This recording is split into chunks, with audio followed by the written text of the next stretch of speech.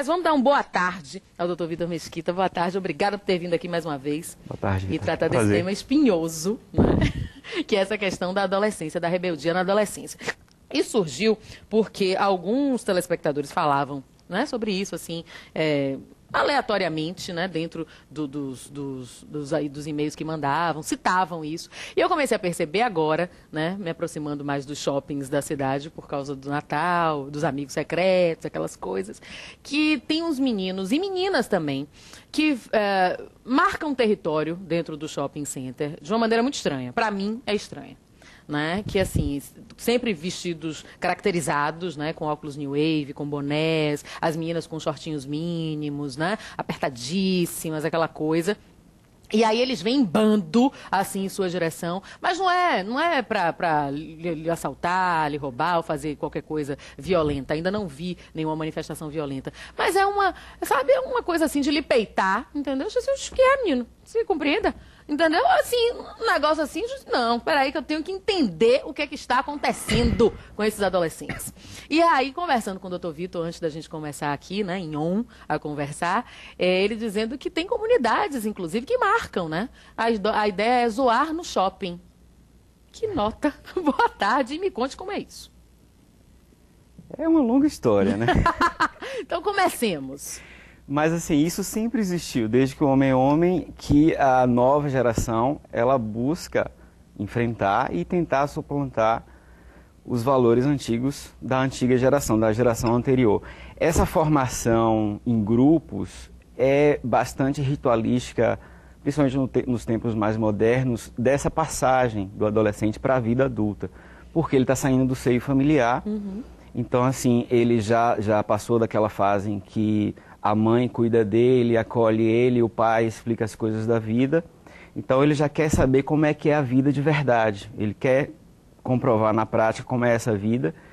E aí ele parte para o mundo, na formação dessa identidade, ele precisa de parâmetros, ele precisa colher o que é que está acontecendo ali, na hora, naquela época, com as pessoas que estão na mesma idade que ele. Então é normal a formação de grupos. Doutor Vitor, o que eu percebo também, assim, a observação participante é que, comparando com a minha adolescência, né, eu tenho 31 anos, hoje a gente vê muito mais meninos e meninas envolvidas em atos ilícitos, em atos de vandalismo e de violência do que algum tempo atrás, né? Isso se evidencia também com números, né? A Delegacia do Adolescente Infrator revela a cada semestre os números e isso tem aumentado, independente da classe. Né? Porque assim, não, porque nada disso. Classe média, classe alta, classe intermediária, não interessa. Então, o que está acontecendo? Né? Perda de valores, o cabresto que está sendo assim, liberado, né? As pessoas estão criando os filhos meio como coleguinhas, como amiguinhos e não estão dando limites. O que é que o senhor acha? Talvez tenha havido mais perda de valores, mas essa ocorrência de criminalidade juvenil também é eterna, ela é milenar. Então não podemos falar que nos tempos de hoje tenha havido mais. Talvez tenha havido mais projeção, talvez tenha havido mais perplexidade. Talvez estejamos numa sociedade em que algumas coisas chegam em alguns limites mesmo. E talvez haja também uma perda de valores, né? Uma relativização extremada de todos os valores. Tá. Olha, você que é adolescente. Bruno Aleph, um beijo pra você. Bruno que me segue no Twitter. Meu Twitter é @RitaBatistaCom. Pediu pra eu mandar um beijo, pronto. Beijo dado. Sua tia também me pediu pra te mandar um beijo no sábado de noite. Um beijo pra você, Bruno Aleph. Você que é adolescente, quiser participar, fique à vontade. Não precisa nem se identificar, anônimo ou anônima. 99515500. A gente tá falando da rebeldia adolescente, né? Que é uma coisa que a gente sabe que aconteceu conosco, de enfrentar pai, mãe, escola, as instituições todas formalizadas, porque a gente, né, nessa idade, em polvorosa com os hormônios, tem assim a intenção de mudar o mundo, né? Aquela coisa toda. Mas enfim, 99515500 é o telefone. Dr. Vitor Mesquita vai ficar aqui com a gente. Boa tarde, bahia@band.com.br, o e-mail, se você quiser mandar também. E 72250, a mensagem de texto direto do seu celular. Agora, Diego Moraes, me conta. Olha, Margarete dos Santos, um beijo pra você. Ela disse que assiste o programa todo dia. Gostaria que a gente mandasse um beijo para ela, né, Margarete dos Santos, e para as filhas dela, Andressa Vitória e Ana Raquel. Andressa Vitória e Ana Raquel, um beijo. Estão de férias, né, adolescente. Aproveite e participe, Margarete. Fale aí da sua relação com as suas filhas adolescentes, né? 99515500, boa tarde, bahia@band.com.br, sem contar no 72250, que é a mensagem de texto direto do seu celular. Alguém, viu, doutor Vitor? Doutor Vitor Mesquita, psiquiatra, que está aqui com a gente, falando sobre rebeldia adolescente, diz o seguinte: tenho 17 anos, estou de férias, não participo de nenhuma gangue, grupo ou qualquer coisa parecida, mas entendo o que esses outros adolescentes fazem, uma forma de chamar atenção pela não atenção que tem em casa. Muita gente reclama, né, do meu círculo de amizades, que pai nem mãe estão nem aí para eles. Cobram as notas, a presença em casa, a regularidade na escola, mas o afeto é muito difícil. Tenho isso na minha casa, sou sossegado, tranquilo, mas sei que muita gente não tem. Vai ver que é por isso que andam em grupo, tentando se reafirmar o tempo todo. Pode falar? À vontade, pode falar sempre. Isso pode ser verdadeiro, não tem uma receita de bolo, né? Não dá para generalizar.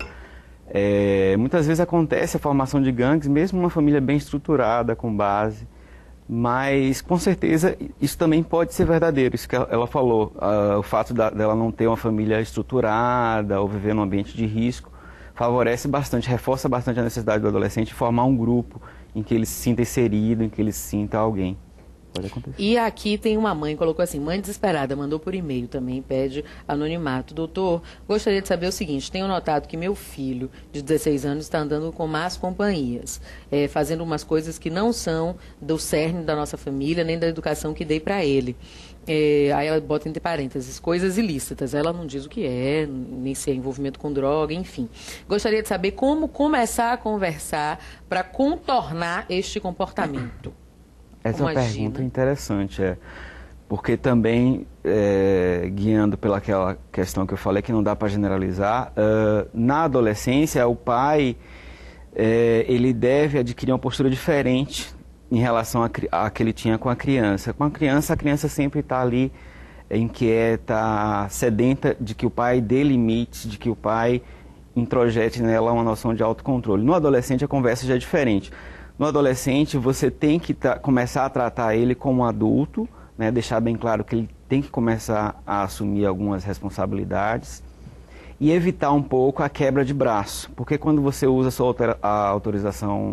sua autoridade parental de uma maneira muito intensa, isso não é eficaz. Então, os pais, eles vão ter que se flexibilizar, vão ter que buscar conversar, enfatizar aquele adolescente que ele já está entrando na vida adulta, que ele já tem que começar a assumir essas responsabilidades. Mas, sutilmente, quando ele percebe alguns sinais amarelos ou vermelhos, como esse que você está falando, ele vai ter que começar a se aproximar e a dar a entender de que aquele adolescente ainda não é um adulto pleno, ele ainda está sob a responsabilidade daquele pai.